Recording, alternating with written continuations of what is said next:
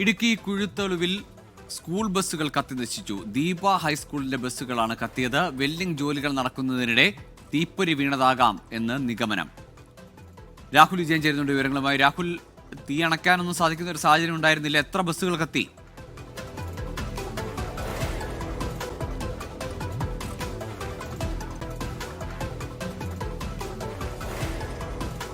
ഇടുക്കി കുഴുത്തുളുവിലാണ് ദീപ ഹൈസ്കൂളിന്റെ ബസ്സുകൾ കത്തി നശിച്ചത്. വെൽഡിംഗ് ജോലിക്കിടെ തീപ്പൊരി വീണതാകാമെന്നതാണ് നിഗമനം. രാഹുൽ വിജയൻ ചേരുന്നുണ്ട്. രാഹുൽ, എപ്പോഴാണ് സംഭവം? തീ അണയ്ക്കാൻ സാധിച്ചില്ലേ? എത്ര ബസ്സുകൾ കത്തി നശിച്ചു? ഗൂഗിൾ ഇന്ന് രാവിലെ 11 മണിയോടുകൂടിയാണ് ഈ സംഭവം നടക്കുന്നത്. രണ്ടാഴ്ചയ്ക്ക് ശേഷം ഈ സ്കൂളുകൾ തുറക്കാനിരിക്കുകയാണ്. അതുകൊണ്ട് തന്നെ ബസ്സുകളുടെയൊക്കെ അറ്റകുറ്റപ്പണികൾ നടക്കുന്ന സമയമാണ്. ഇതിന്റെ ഭാഗമായിട്ട് ഈ ദീപ ഹൈസ്കൂളിലെ 2 ബസ്സുകളുടെ അറ്റകുറ്റപ്പണി നടക്കുകയായിരുന്നു. അതിന്റെ വെൽഡിംഗ് ജോലികളാണ് നടന്നുകൊണ്ടിരുന്നത്.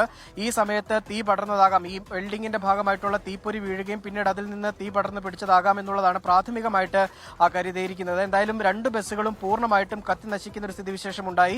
മാത്രമല്ല ഫയർഫോഴ്സ് എത്തിയാണ് ഈ തീ അണയ്ക്കുകയും ചെയ്തത്. നിലവിൽ എന്തായാലും പൂർണ്ണമായിട്ടും 2 ബസ്സും കത്തി നശിച്ചിട്ടുണ്ട്. വലിയ നഷ്ടമാണ് ആ സ്കൂളിൽ ഉണ്ടായിരിക്കുന്നത്. 2 സ്കൂൾ ബസ്സാണ് ആ സ്കൂളിലുള്ളത് എന്നുള്ളത് മനസ്സിലാക്കാൻ കഴിയുന്നുണ്ട്. പ്രാഥമികമായിട്ടുള്ള പരിശോധനയിൽ തീപ്പൊരി വീണ് തീ പടർന്നതാകാമെന്നുള്ളതാണ്. വിശദമായിട്ടുള്ള ദീപ ഹൈസ്കൂളിന്റെ 2 ബസ്സുകളും ഈ തീ പിടിച്ച് കത്തി നശിച്ചിരിക്കുകയാണ്. രാഹുൽ വിജയനാണ് ഇടുക്കിയിൽ നിന്ന് വിവരങ്ങൾ നൽകിയത്.